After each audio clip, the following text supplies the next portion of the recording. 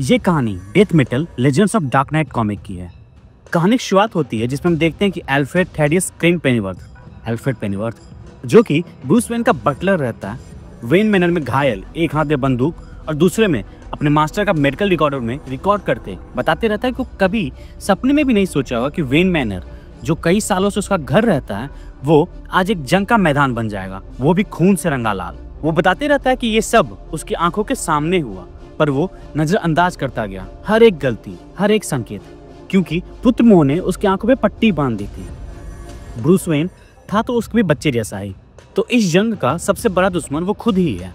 और फिर वो बताते कि गौतम का राजकुमार सनक गया है। शंका पहले ही था पर अब वो भी मान लिया है और वो जैसे तैसे करके उसे बेहोश करने में कायम रहा।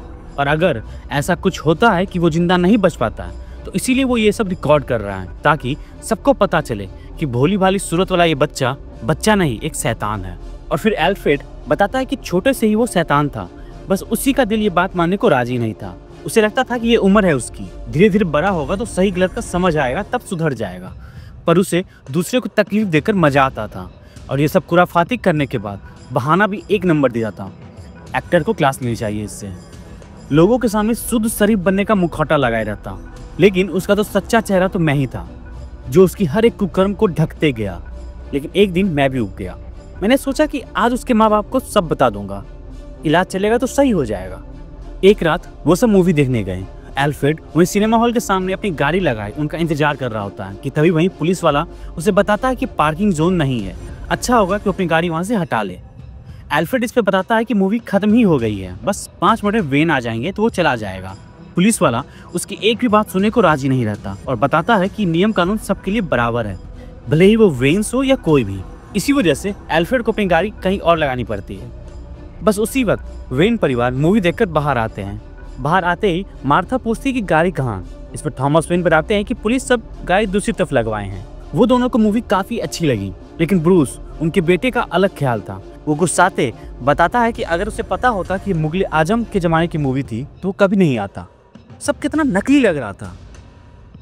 वो सब वहीं से अपनी गाड़ी की तरफ जाते रहते हैं। वहीं जाते उसके पापा बताते हैं कि क्लासिक मूवी थी।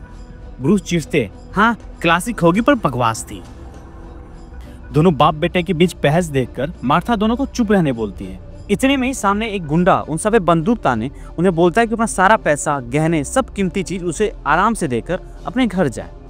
थॉमस और मार्था अपने सामने बंदूक ताने गुंडे को देख डर जाते हैं, लेकिन ब्रूस हंसते हुए उस गुंडे को बताता है कि ये अच्छी बंदूक है, नॉर्मल बंदूक से हल्की और ज्यादा गोली चलती है इससे। और उसके बाद तुरंत अपने पास से एक पॉकेट नाइफ लेते उस पर हमला करता है और बड़े मजे से उसका गला काटते बताता है कि उसे ये भी पता है कि कहाँ काटा जाए कि आदमी जल्दी मर जाएगा।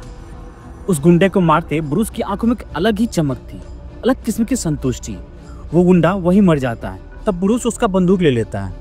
उसके माँ पापा उसे वो बंदूक रखने बोलते हैं, डरते कि वो क्या करने वाला है। लेकिन तभी ब्रूस तेजी से उनकी तरफ घूमते, उनकी बातों को अनसुना करते उन पर गोली चलाने लगता है, जिससे वो दोनों वहीं मर जाते हैं। उसके बाद ब्रूस बड़े चालाकी से वो बंदूक उस मरे हुए गुंडे के हाथ में फंसा देता है, जिससे सबको लगे कि वो गुंडा ही खून किया है। और तब वो उन सब के खून के साथ खेलते मजे में, अच्छा तो ऐसा होता है असली खून। और जैसे ही उसे लगता है कि कोई आ रहा है वो अपना नाटक चालू कर देता है और तभी वहीं कुछ पुलिस वाले आते हैं। ब्रूस नौटंकी करते अपने माँ पापा के मरने पे रोने का दिखावा करने लगता है। उसके बहुत दिन बाद अपने घर में कुछ देखते एल्फ्रेड को बताता है कि उसके माँ पापा के मरने के बाद उनकी सारी जायदाद उसकी है। एल्फ्रेड को लग जाता है कि इन सब के पीछे उसका ही हाथ है और मन बनाए कि उसे अब हर हाल में रोकना होगा। वो ब्रूस को बताता है कि हाँ सब जायदाद उसका होगा जब वो बड़ा हो जाएगा तब। इतने में ही वहीं डोरबेल बजता है और वहीं एक पुलिस ऑफिसर रहता है जो एल्फ्रेड को बताता है कि घटना स्थल पे सबसे पहले वही पहुंचा था। और फिर एल्फ्रेड की तरफ अपना फोन बढ़ाते बताता है कि कोई उसके फोन पे कुछ भेजा है, बहुत अजीबोगरीब कुछ। अगर उसकी माने तो ये बच्चा बहुत वो अपनी बात पूरी कर पाता। तभी एल्फ्रेड बताता है कि हाँ ये सब सच है। उतने में ही एक उड़ता हुआ तीर पुलिस वाले के गर्दन के आर पार हो जाती है और तभी हम देखते हैं वो तीर ब्रूस चलाया था और वो अब भी चला रहा था। एल्फ्रेड किसी तरह खुद को बचाते वहां से भागता है।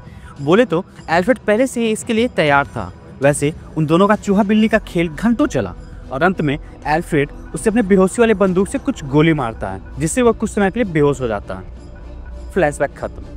एल्फ्रेड अपने रिकॉर्डर में ये सब बताते रहता है कि तभी वहीं ब्रूस अपने नए रूप में वहीं का खिड़की तोड़ते उस पर हमला करते, उससे पूछते कि उसका ये नया लुक उसे कैसा लगा। एल्फ्रेड वहीं नीचे गिरते ब्रूस को उससे दूर रहने बोलता है।